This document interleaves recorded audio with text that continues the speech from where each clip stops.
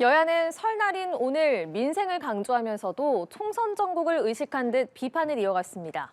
22대 총선의 분수령이 될 설 연휴, 민심이 어디로 향할지 이목이 집중되는데요. 두 분과 정치권 소식 짚어보겠습니다. 윤주진 퍼블리커스 대표, 강성필 민주당 국민소통위원회 부위원장 나오셨습니다. 안녕하세요. 안녕하세요. 네, 새해 복 많이 받으십시오. 네, 감사합니다. 설 밥상머리에 어떤 이야기거리를 올릴 것인가 여야의 경쟁이 치열합니다. 여당은 민주당이 준연동형 고수한 걸 비판했고 또 민주당은 어려운 민생 경제와 명품백 논란을 비판을 했습니다. 이번 설 민심 어느 쪽이 가져갈 거라고 보십니까? 일단은 가장 기본적으로는 윤석열 정부에 대한 중간 심판의 선거로서 가기 때문에 가장 먼저 윤석열 정부에 대한 이 호불호를 갖고 많은 그런 얘기를 할 것으로 보이지만 사실 그보다는 이제 한동훈 비대위원장이 들어서고 난 이후에 국민의힘과 그리고 기존의 이재명 대표의 민주당에 대한 어느 정당이 더 매력적인가, 어느 정당에게 우리 민생을 맡기는 것이 좋겠는가라는 그런 정책 경쟁에 있어서 많은 그런 논의가 있을 것으로 보고요. 특히 이번에 이제 민주당이 결국은 준연동형을 고수한다고 하지만 또한 이제 한편으로는 위성정당, 준위성정당이라고 하지만 그 위성정당을 창당하기로 한 결정 자체에 대해서 이것을 어떻게 정치적으로 평가할 것인지 아마 좀 설왕설래가 있을 것으로 보입니다. 예, 설 민심 어디로 향하게 될까요? 어떻게 보십니까? 네, 저희 민주당으로서는 크게 두 가지라고 보고 있습니다. 첫 번째는 민생 경제, 두 번째는 총선의 향방인데요. 이 총선의 향방은 최근에 있었던 대통령의 대담, 그리고 두 번째로는 이제 그 삼지대 합당이 어떻게 될 것인가, 그리고 마지막으로 한동훈 비대위원장이 어떻게 윤석열 대통령실과 갈등을 하지 않고 공천을 잘해 나갈 것인가 이렇게 크게 분류를 하고 있습니다. 그런데 이제 저희 야당으로서는 어찌 됐든지 간에 대통령의 어떤 KBS 대담에 대해서 두 가지를 지적을 하고 있어요. 첫 번째 같은 경우는 형식입니다. 그러니까 형식은 무슨 말이냐? 대통령께서 본인이 실질적인 인사권자인 KBS와 단독으로 진행을 했다는 거, 그리고 시시각각 뉴스가 쏟아지는데 사흘 전에 녹화 형식으로 했다는 것에 대해서 본인이 하고 싶은 말만 하고 국민의 어떤 질문에는 답하지 않겠다라는 불통의 이미지, 그리고 마지막으로 이 대통령의 어떤 사과 혹은 유감 표명 둘 중 무엇이 있을 것이냐라고 기대를 했는데 사과도 없었고 유감 표명도 없었다. 이것은 곧 사과나 유감 표명을 하더라도 결국에는 비난이 뒤따를 것이기 때문에 정면 돌파하겠다라는 의도로 보여집니다. 알겠습니다. 자, 여러 가지 이야기해 주셨는데 자, 먼저 제3지대 빅텐트 얘기 먼저 해보겠습니다. 제3지대 빅텐트 결국 어제 성사가 됐습니다. 아마 오늘 밥상에 이 얘기거리도 올랐지 싶은데요. 설 연휴 첫날에 이렇게 전격 발표를 한 이유가 있을 것 같아요? 일단은 이 설 명절이 끝나고 나면은 본격적으로 양 당이 공천의 실질적인 심의에 들어갑니다. 그러면은 소위 이제 컷오프라든지 아주 낮은 점수를 받게 되는 그런 이제 불명예스럽게 낙천을 해야 되는 그런 의원들이 현역 의원들이 속출할 것으로 보이는데요. 그렇다면은 이제 이 제3지대 입장에서는 소위 말하는 이삭죽기를 지금부터 준비를 해놔야 되고 제3지대 통합을 빅텐트를 쳐놔야 거기서 이제 이탈하는 현역 의원들을 영입할 수 있고 또 그것이 선거 보조금이라든지 기호 3번 문제 이런 것들이 되게 중요한 변수기 때문에 조금 속도를 낸 것으로 보입니다. 그런데 다만 저는 이 제3지대 통합이 충분한 어떤 이념적 사상적인 어떤 공감대를 형성해서 이루어진 화학적 결합의 통합이냐라는 데는 약간 의문이 들어요. 왜냐하면 너무 좀 조급하게 진행된 것이 아닌가라는 생각이 드는 것이 최근에 여러 조사에서 제3지대 빅텐트를 둘러싼 지지율이 기대만큼 나오지 않았던 것으로 보이거든요. 그런 점에서 아마 이준석 대표 측이나 이낙연 대표 측이 조금 조급한 마음에 통합을 서두른 것이 아닌가 그렇게 보고 있습니다. 네. 자, 당명 뭐 어떻게 할 거냐, 지도체제 어떻게 할 거냐 이걸 두고 이견이 많은 걸로 알려졌는데 결국 설 연휴 첫날에 전격 통합하기로 했습니다. 어떻게 보셨습니까? 이제 이준석 대표하고 이낙연 대표는 사실 설 연휴 직전에 되지 않을 것 같았던 어떤 합당을 발표를 전격적으로 해야지 국민의 주목을 받고 또 설 그 밥상에서 본인들의 이야기가 회자되기를 바라는 의도였겠죠. 그러니까 이준석 대표 같은 경우는 창당을 하고 난 다음에 무인승차라든지 여성의 군복무 문제라든지 이슈를 선점을 했어요. 그럼에도 불구하고 한동훈 비대위원장과 민주당의 어떤 공천이라든지 어떤 한강벨트, 낙동강벨트 이런 공천 문제가 언론에 집중을 받으면서 이준석 신당과 삼지대는 뉴스에서 많이 멀어져 갔습니다. 그리고 나서 차후에 나왔던 여론조사에도 보면 썩 그리 참담한 결과를 받았다고 해석을 할 수가 있어요. 그러다 보니까 이 양 당에서 탈당을 결심하던 현역들이 세가 너무 작기 때문에 나오는 것을 망설이는 것을 느꼈을 겁니다. 또 이 삼지대 자체가 양당의 기득권을 혁파하겠다고 나왔는데 본인들끼리 기득권을 어떤 주장하는 모습이 안 좋게 보여서 지지율도 떨어지고 세가 줄어드는 걸 보면서 되게 불안함을 많이 느꼈을 거예요. 그렇기 때문에 이렇게 나가서는 안 되겠다는 절박한 심정이 있었을 것이고 빨리 세를 불려야지 2월 15일 날 있는 국고 보조금이라든지 또 차후에 세가 커진 것을 보면서 지지율이 조금이라도 오르는 걸 보고 현역 의원들이 신당으로 합류하지 않을까라는 기대감에서 전격적으로 발표한 것 같습니다. 예. 결국 관건은 윤주진 대표께서 말씀하신 것처럼 화학적 결합이 가능하냐일 것 같아요. 어떻게 전망하세요? 네, 저는 화학적 결합은 총선 전까지는 가능할 거라고 판단을 하고 있습니다. 그 이유는 무엇이냐면 사실 그 3당에게 지대가 열린 이유는 뭐냐면 윤석열의 국민의힘 그리고 이재명의 민주당에게 양당 거대 세력에게 어떤 반감을 느낀 실망한 중도 무당층 때문이거든요. 이 중도 무당층은 사실 양당을 어떻게 견제하느냐를 더 중요시 여길 것 같아요. 그렇기 때문에 상대적으로 어떤 이념이라든지 정책이라든지 이러면은 사실 더 세를 불린 다음에 총선 이후에 너희들이 어떻게 해나갈 것인가가 중요하지 총선 전에는 일단 세를 빨리 만들어서 좀 새로운 세력이 22대 국회에서는 좀 진입을 해서 양당이 싸울 때 중재자 역할을 좀 해달라라는 어떤 주장이 더 강했기 때문에 저는 정책적인 면이라든지 그런 면은 사실 문제가 안 되고 사실 앞두고 있는 가장 큰 문제는 비례대표를 어떻게 공천하느냐. 그러니까 각 세력이 싸우지 않고 어떻게 비례대표를 공천을 하느냐의 문제인데 저는 개인적으로 이들이 본인의 세력을 어떻게 추천을 하는가가 중요한 게 아니라 정말로 새로운 인물, 참신한 인물, 어떤 새로운 개혁의 이미지를 대변할 수 있는 인물을 빨리 이렇게 영입을 해서 세우는 그 이미지가 더 중요하지 사실 양 당에서 나오는 현역들을 표현하기로는 이삭죽게 하는 건 별 중요치 않다. 국민들이 바라는 것은 그들에게 세가 더 커지는 것도 중요하지만 새로운 얼굴과 개혁을 원하고 있다. 그렇게 보고 있습니다. 네, 이렇게 이념도 다르고 정체성도 다른 서로 다른 네 세력이 뭉쳤는데 네. 공천 이런 과정 잘 수행할 수 있을까요? 저는 공천까지 갈 것도 없이 사실은 그 전에 공약을 만든다든지 대표 정책을 내세울 때 있어서 상당한 마찰이 불가피할 것이다. 오히려 그런 마찰을 노출하지 않으려고 공개적인 논쟁을 피하면 피할수록 지금 이낙연 신당이랑 이준석 신당 기존의 그 두 신당의 그 지지 기반은 너무나 성격이 다릅니다. 단순히 반윤 반명 그러니까 거대한 양당 체제에 대한 반감 하나에만 기대서 새로운 정당을 만든다는 것은 유권자 입장에서는 그렇게 큰 지지를 보내기가 좀 어렵다고 보고요. 결국 지금 현재는 저는 이렇게 표현하고 싶어요. 뜨거운 아이스 아메리카노다. 그러니까 지금 이 정체성을 어떻게 예를 들어서 자 이준석 대표는 여성부 폐지를 주장하고 있습니다. 자 그럼 이낙연 대표는 과연 여성부 폐지 공약을 받아들일 수 있을까요? 저는 이 점에서부터 상당히 갈등이 불거질 수밖에 없는 요인이 매우 잠재돼 있다고 생각을 하거든요. 그래서 국민들의 이목을 끌려면은 파격적인 대안이나 정책을 내세워야 되고 그러는 과정에서는 어쩔 수 없이 그 내부적인 어떤 이념적 분열을 노출시킬 수밖에 없는 이 두 개가 서로 모순하고 충돌하기 때문에 저는 앞으로 이 제3지대 빅텐트가 좀 가시밭길을 가지 않을까 이렇게 보고 있습니다. 예, 정책적인 면에서부터 갈등이 생길 수밖에 없다. 알겠습니다. 자, 이렇게 빅텐트가 성사되면서 개혁신당의 의석수 4석이 됐고요. 이준석 공동대표는 다음 주까지 6석에서 7석까지로 늘어날 것이 확실하다 이렇게 말을 했습니다.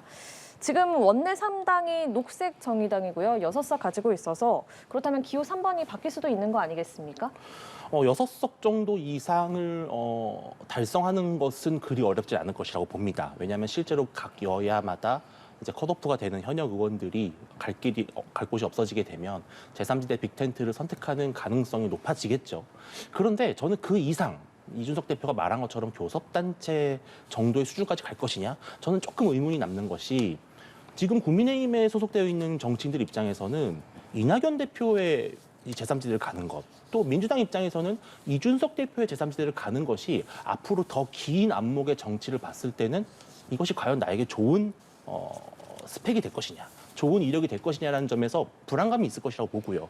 또 이 제3지대 후보로 나갔을 경우에 비례대표가 아니면 사실상 당선이 매우 어렵습니다. 그렇다면 어차피 당선이 안 될 것인데 굳이 나와 이념적으로 맞아떨어지지 않는 그러한 정당에 가서 새로운 정치를 도모한다? 앞으로 나중에 다시 국민의힘이나 민주당으로 복귀를 해야 된다는 것을 염두에 둔다면 그런 결정이 그렇게 쉽지는 않을 것으로 저는 봅니다. 다음 주까지 6석에서 7석까지 가능할 거라고 보세요? 네, 저는 뭐 이준석 대표가 뭐 어떤 계획이 있기 때문에 6석에서 7석을 얘기한 것으로 보는데요. 사실 6석에서 7석을 확보한다고 하더라도 기호 3번을 확보하기는 어려울 겁니다. 그 이유는 무엇이냐면 지금 국민의힘에서도 뭐 국민의 미래라는 위선정당 그리고 민주당에서도 비례연합 정당을 준비하고 있는데요. 뭐 예를 들어서 민주당으로만 따진다고 하더라도 불출마를 하신 의원님들이 벌써 9명이 있으십니다. 그리고 또 그 진보 원내에 있는 다른 뭐 국민 기본소득당이나 뭐 진보당이나 이런 것에도 벌써 2석이 있기 때문에 이분들만 합쳐도 벌써 11석이에요. 그렇기 때문에 저는 앞서서 말씀드렸듯이 기호 3번도 물론 중요한 문제이지만 그래서 어차피 3번을 확보하지 못할 가능성이 많다면 차라리 떨어져서 낙천해서 이미지가 안 좋은 현역 의원들에게 목을 매는 것보다 뭐 예를 든다면 뭐 언론에 자주 회자되는 뭐 백종원 씨라든지 아니면 과거에 안철수 같은 이런 그 어떤 새 시대의 새 정치를 대변하는 어떤 참신한 인물을 한 명 더 데려오는 것이 오히려 큰 도움이 될 것이다. 저는 네. 이렇게 보고 있습니다. 네. 자, 국민의힘 얘기해 보겠습니다. 공천 작업이 한창인데요. 영남 중진의 험지 출마를 요구하고 있습니다. 네. 김기현 전 대표 그리고 용산 출신 참모들, 장관 출신 출마자들에게도 이런 이 영남 중진들처럼 험지 출마를 요구할 게 아니냐 뭐 이런 관측도 나오더라고요. 앞으로 조금 더 적극적으로 조정이 일어날 것으로 저도 보고 있습니다. 왜냐하면 지금 최근에 뭐 김태호 전 지사라든지 그다음에 그 서병수 시장 같은 이런 두 분의 예를 들어서 중진이죠. 그런 지역 정치에서 상당한 영향력을 갖고 있는 분들에게 요청을 했고 그들이 이것을 받아들임으로써 사실 국민의힘에 둘러싼 그 공천에 대한 국민의 시선이 많이 좋아지고 있습니다. 근데 앞으로 이러한 분위기를 좀 더 이어가려면은 김기현 대표 같은 경우는 이제 과거에 불출마 요구가 좀 있었죠, 당내외적으로. 물론 본인은 결국 출마를 선택했지만 네. 기존의 그 지역에 그대로 나간다는 것은 아무래도 김기현 대표 입장에서나 국민의힘 입장에서도 명분이 많이 떨어지는 것은 사실입니다. 그렇다면 한 석이라도 더 가져올 수 있는 역량을 가진 정치인들에게 조금 더 희생을 요구하는 모습으로 가고 이것이 그런 그 당사자들 입장에서도 아주 불명예스러운 퇴장보다는 오히려 명예로운 그런 헌신과 희생으로 모습을 가면서 또 만약에 선거에서 이겼을 경우에 그들이 가져갈 수 있는 그 상당한 그 지지세가 있거든요. 앞으로 국민적인 그런 것들을 봤을 때는 앞으로 좀 더 적극적인 조정이 있을 것으로 보고 특히 용산 참모들 같은 경우에는 너무 좋은 지역을 골랐을 때 이 대통령실이나 국민의힘이 느낄 수 있는 정치적 부담이 상당히 크기 때문에 매우 그 설득을 하지 않을까 그렇게 예상을 합니다. 예. 김기현 전 대표와 용산 출신들에게도 이 험지 출마 요구가 향할 거라고 보십니까? 네, 저는 향할 거라고 봅니다. 그런데 최근에 이제 국민의힘 공관위에서 뭐 서병수 의원, 김태우 의원 등에게 이제 자리를 이동해서 격전지에 출마를 하라고 요청을 했고 이미 이분들이 수락을 한 것으로 알고 있습니다. 매우 전략적이고 영리해 보입니다. 그런데 사실 중요한 게 뭐냐면 뭐 서병수 의원, 김태우 의원 또 지금 현재 보면 뭐 조혜진 의원이나 뭐 말씀하셨던 김기현 전 대표 같은 분들이 비윤 혹은 김기현 대표는 최근에 윤석열 대통령과 좀 관계가 안 좋아진 면이 있어 보여요. 그러면 이 특이하게 친윤이 아니라 이런 비윤들에게 이런 요청이 갔다는 것. 그래서 상당히 당내 어떤 차별이 있는 거 아닌가. 그리고 또 그러면 이분들이 자리를 비켜서 나갔는데 그 비어진 자리에는 누가 올 것인가? 뭐 대통령실 인사, 뭐 장차관 인사, 뭐 윤석열 대통령과 인연이 있는 검사분들만 해도 뭐 60, 70명 된다는 거 아니겠습니까? 그래서 이러한 분들이 낙하산으로 올 수 있다는 위기가 당 안팎에 있거든요. 그래서 여기에 대한 반증으로 한동훈 비대위원장이 공천심사에 내가 직접 들어가겠다라고 말씀을 했는데 저는 이게 본인이 어떤 공관위원들 공관위원 중에서도 뭐 이철규 의원 같이 윤석열 대통령과 친하신 분들에 대한 신뢰가 없어 보여요. 그래서 이것들이 자칫 어떤 대통령실과 어떤 국민의힘 지도부와 공천 갈등으로 이어질 수도 있는 위기가 있다. 이렇게 말씀드리고 싶습니다. 네, 국민의힘 위성정당 국민의 미래죠. 오는 15일에 창당을 앞두고 있습니다. 예. 당대표로 누가 될지도 관심인데요. 어떻게 예. 예상하세요? 뭐 일각에서는 이제 뭐 대통령의 아주 그 복심이라고 할 수 있는 장제원 의원 같은 그런 유력한 중진 의원이 당대표를 맡게 되는 것이 좋지 않겠느냐.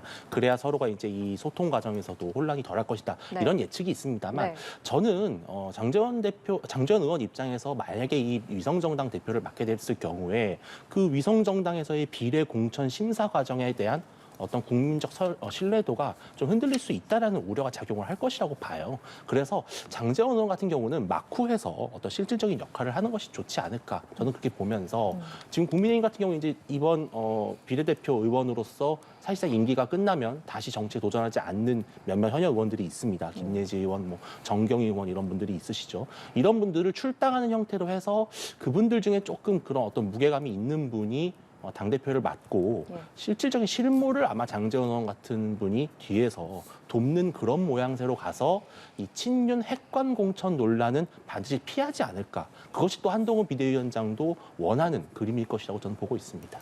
4년 전처럼 총선 불출마를 선언한 현역 의원이 당대표를 맡을 거다. 이런 관측도 나오고 있는데 어떻게 예상하세요? 네, 사실 불출마를 하신 중진 의원들이 당 대표를 맡는 것이 사실 합리적이죠. 왜냐하면 어떤 지도력도 있고 당무에 대해서도 많이 알고 또 어떤 중재 역할도 충분히 할 수 있으니까요.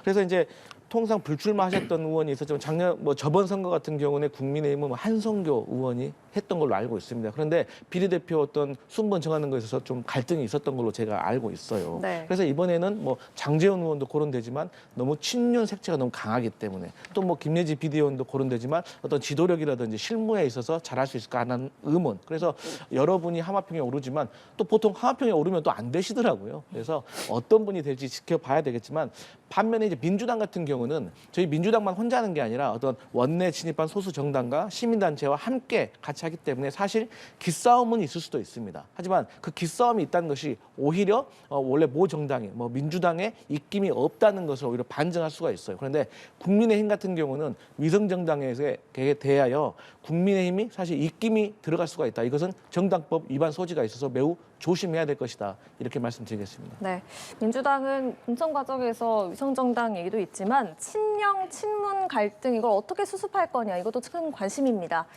이재명 대표가 어제 SNS에 친명이냐 친문이냐 하면서 우리를 구분짓는 행위 자체가 저들의 전략이다. 단결만이 답이다. 이렇게 글을 올렸더라고요. 어떻게 읽으셨어요? 최근에 이렇게 비명 나가고 나니 이제 뭐 친명에서 친문 공격하는 거냐 이런 상대 정당의 어떤 공약이 있었는데 사실 여기에 대해서 당내에서 이재명 대표가 나서야 된다, 정리해야 된다 이런 말씀이 있었어요. 거기에 대해서 이재명 대표께서 화답을 하신 거라고 보고 있고요.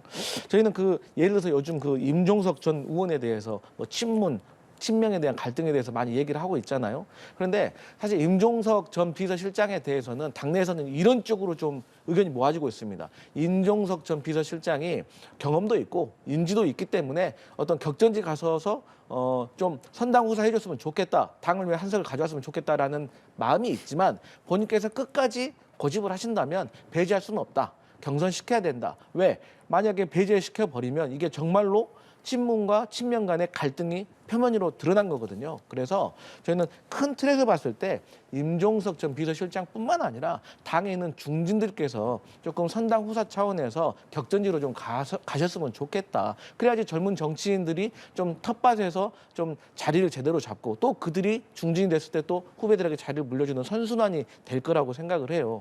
그런데 이제 임혁백 공관위원장이 최근에 윤 정권 탄생에 대한 어떤 말씀을 하셨잖아요. 그래서 이게 갈등의 소지가 될 수가 있는데 이것도 사실 이런 방금 말씀드렸던 취지 중진들이 알아서 좀 선당 후사를 해 주어라.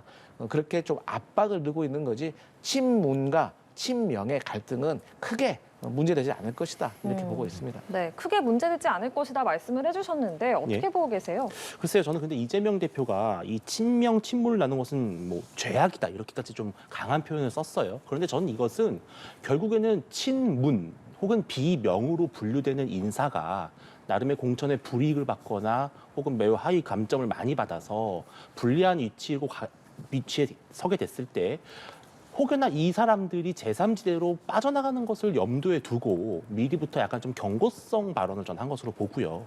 이재명 대표의 이 발언이 전 진정성이 조금 의심을 받을 수밖에 없는 것이 그렇다면 임혁백 공관위원장이 했던 윤석열 검찰정권 탄생의 주역 이런 표현들은 사실상 아주 공개적으로 친문이라고 하는 특정한 어떤 정치 세력에 대한 경고 그리고 용퇴를 요구한 것이거든요.